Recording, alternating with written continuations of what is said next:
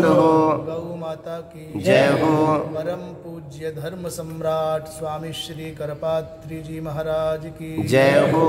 परम पूज्य सद्गुरुदेव भगवान की जय हो। सिद्धेश्वर भगवान की जय हो। भगवती माँ जनकात्मजा सीता की जय हो। सियावर रामचंद्र भगवान की जय हो। हर हर महादेव। माननीय श्रद्धेय श्री प्रणव चैतन्य जी महाराज, प्राचार्य श्री डॉक्टर विदेश दत्त जी महाराज, हमारे स्नेही श्री ब्रजेश चैतन्य जी महाराज, और जिनके कुशल नेतृत्व में परम श्रद्धेय सद्गुरुदेव भगवान पूज्य श्री वीरव्रती प्रबल जी महाराज के संकल्पों को गति प्रदान की जा रही है, ऐसे डॉक्टर गुण प्रकाश चैतन्य जी महाराज, सुधीजन, विद्यार्थीगण, जैसा कि आप सबके संज्ञान में है, आज बड़ा अद्भुत दिवस है, भगवती माँ जनकनंदिनी जानकी का अवतरण दिवस। हम भारतवर्ष के लोग उत्सव प्रेमी हैं, उत्सव धर्मी लोग हैं। हमारे पूर्वज ऋषि महर्षि, और पूरे वर्ष में संभवतः हमको नहीं लगता कि कोई एक दिन ऐसा जाता हो जब हमारे जीवन में उत्सव न हो। और यही सकारात्मकता, यही सात्विकता, यही हर्षोन्मुखी वृत्ति हमारी प्रसन्नता का आधार है। दुनिया की नज़र में भले ही, दुनिया की दृष्टि में भले ही हम आर्थिक रूप से उतने समृद्ध ना हो, तकनीकी रूप से उतने सक्षम ना हो, परंतु संभवतः यही जो जिजीविषा है, आनंद में जीने की प्रवृत्ति है भारतीयों की, वो दुनिया में अनूठी है, जो इनको सबसे अलग करके दिखाती है। यद्यपि सीता जी से संबद्ध जितने भी प्रसंग हैं वो प्रायः कह दिए गए, तथापि सीता जी के पिताजी का नाम है जनक, और ये सब जानते हैं, परंतु ये नहीं जानते कि जनक भी एक उपाधि है। जनक अपने आप में कोई नाम नहीं है। जैसे राष्ट्रपति अपने आप में कोई नाम नहीं है, प्रधानमंत्री अपने आप में कोई नाम नहीं है, राज्यपाल अपने आप में कोई नाम नहीं है, मुख्यमंत्री अपने आप में कोई नाम नहीं है, जनक भी अपने आप में कोई संज्ञा नहीं है। उस पद पर जो भी बैठते हैं उनका नाम जनक हो जाता है।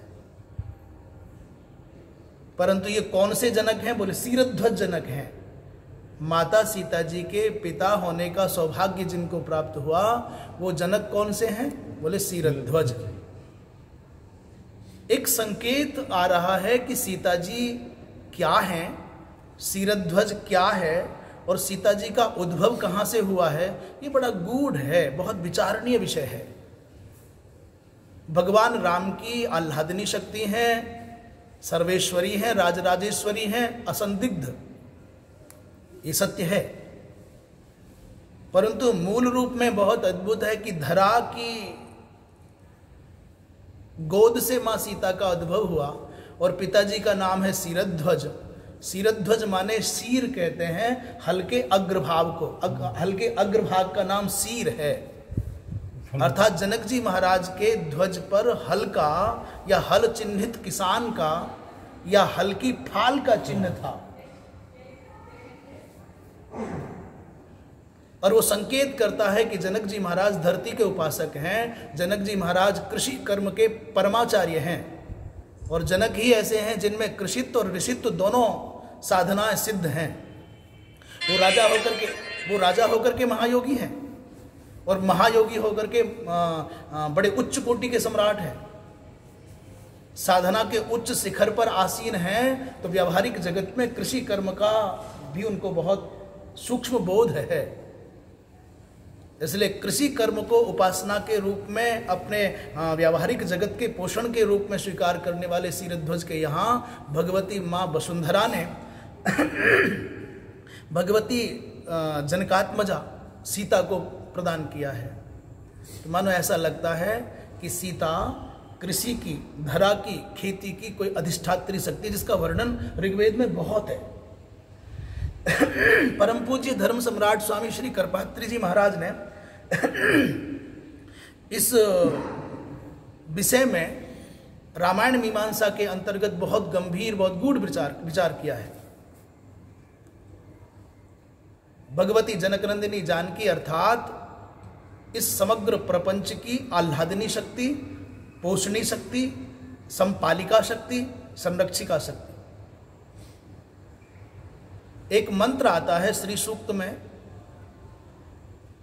उस मंत्र को प्रस्तुत करने से पहले पद्म पुराण में आया है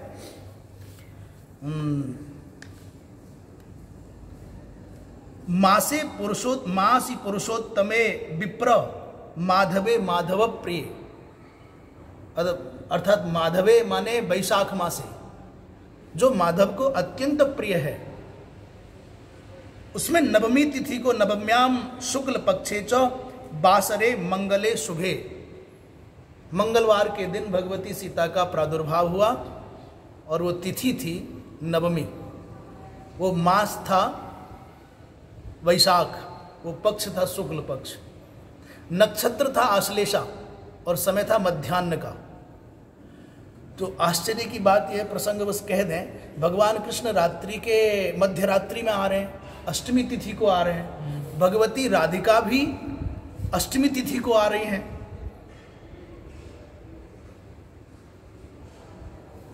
भगवान राघवेंद्र सरकार नवमी तिथि को आते हैं, मध्याह्न में आते हैं, चैत्र में आते हैं, शुक्ल पक्ष में आते हैं। भगवती सीता जी मध्याह्न में आती हैं और नवमी तिथि को आती हैं और शुक्ल पक्ष में आती हैं। मास का भेद है, वो चैत्र में आते हैं, वैशाख में आती हैं। तो जैसे राधा कृष्ण के प्रादुर्भाव का समय लगभग एक जैसा है, मास का भेद है अथवा पक्ष का भेद है, ठीक वैसे ही सीताराम के प्रादुर्भाव का भी समय लगभग एक है, अभिजित मुहूर्त में।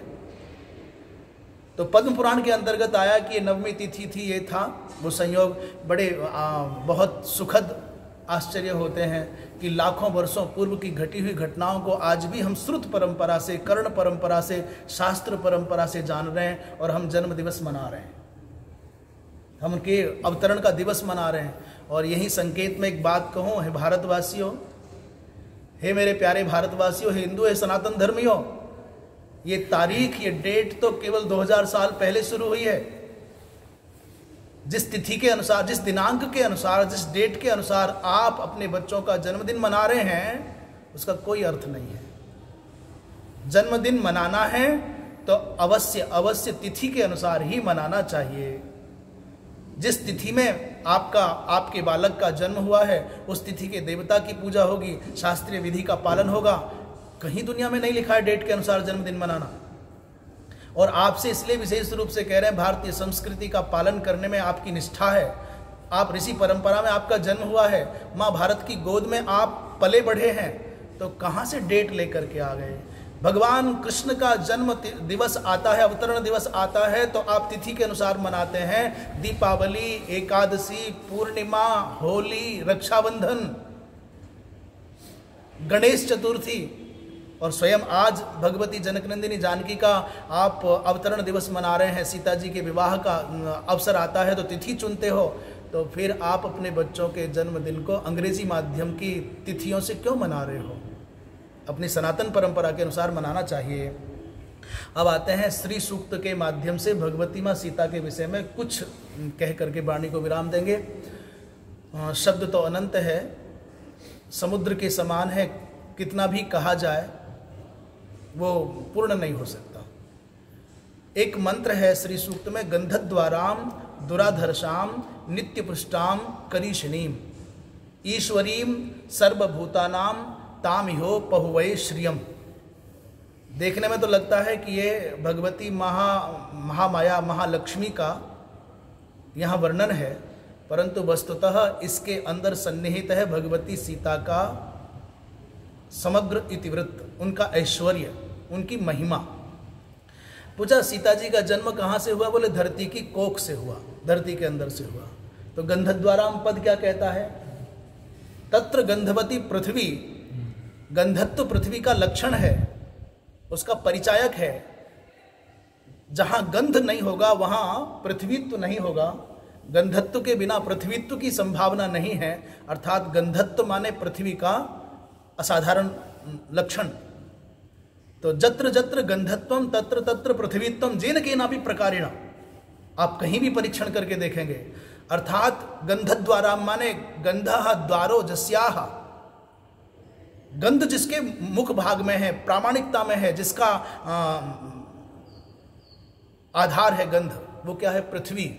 तो पृथ्वी को द्वार बना करके जो भगवती प्रकट हुई वो है गंधद्वारा, और ताम गंधद्वारा माने सीताम।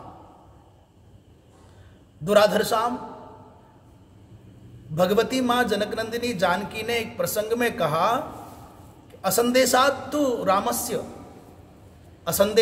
रामस्य तपसश्चाभिपालनात्।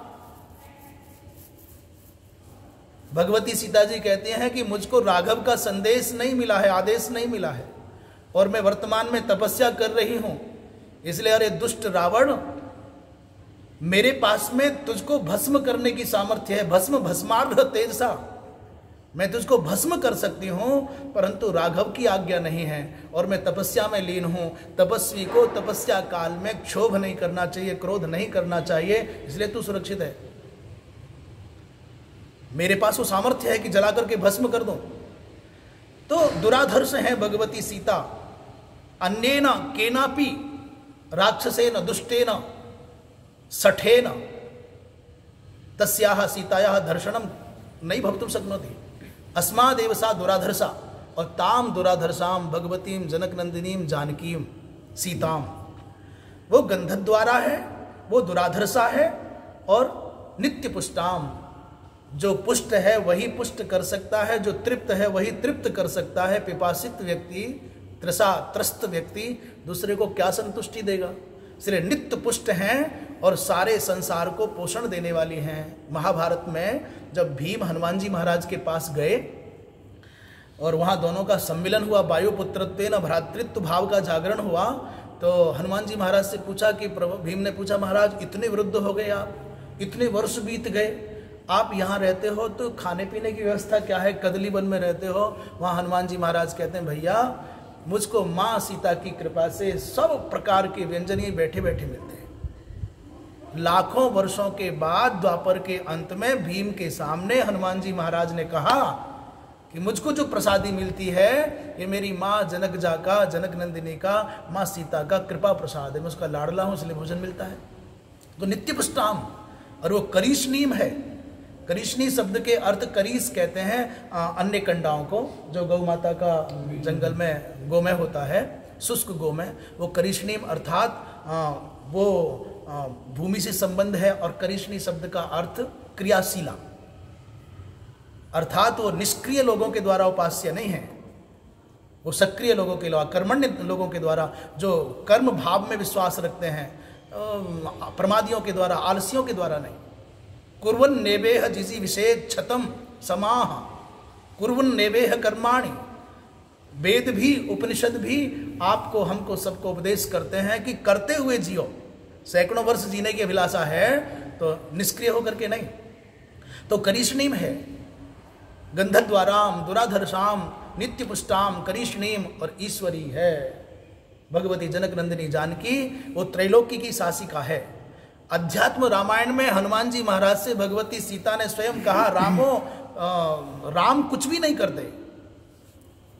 समग्र घटनाओं का जिनका श्रेय भगवान राम को दिया जाता है, सीता जी ने कहा सब मैंने किया। रावण का वध हो, चाहे समुद्र का सेतु निर्माण हो, और चाहे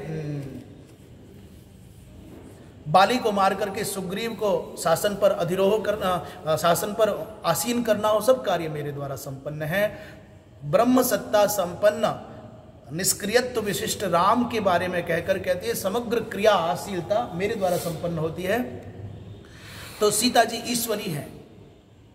और ये बात बहुत सुंदर ढंग से एक रूपक के रूप में, जब विवाह का समय समीप आ रहा है सीता जी और राम जी का, तो विवाह से पूर्व भगवती सीता मंदिर में गई हैं अंबिका की स्तुति करने के लिए।